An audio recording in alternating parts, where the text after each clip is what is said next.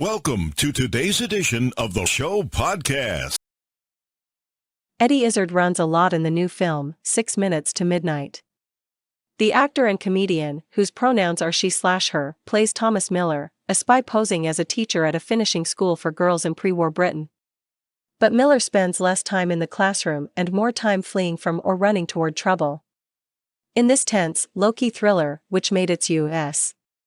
premiere at San Jose's Cinequest on Cinejoy Virtual Film Festival and is the opening night film for the Sonoma International Film Festival this week, there is a certain amount of verisimilitude to these scenes that lends the film an extra dose of realism.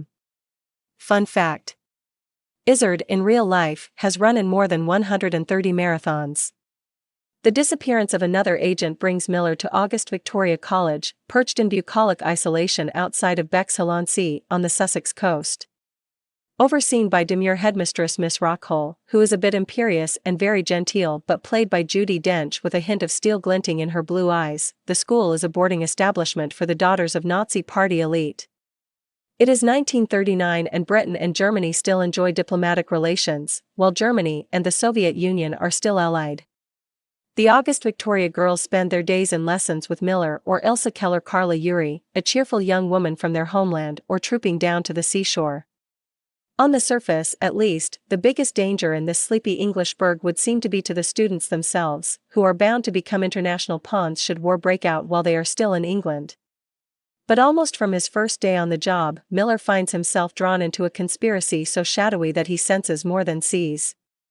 The son of an English father and German mother, his lineage helps him better fit in at the school, but also makes him a target of suspicion when bodies inevitably start dropping. 6 Minutes to Midnight is Izzard's first feature screenplay, written with the film's director Andy Goddard and actor Selin Jones cast in the film in the role of a police detective.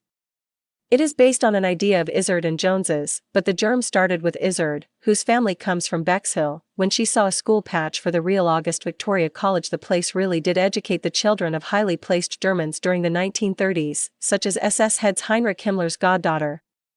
The embroidered item contains the school name, a lion and a Union Jack on one corner and swastika opposite it.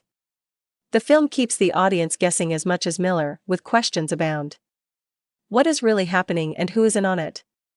What of Charlie Jim Broadbent, the bus driver who ferries the girls around and who seems a cheerful old man until confronted by an obstruction in the road?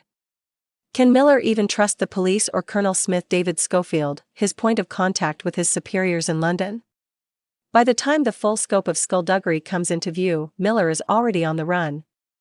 Izzard delivers an excellent all-around performance, but she is never better than in these scenes, whether trying to hide in plain sight along Bexhill's boardwalk or running through the countryside to survive.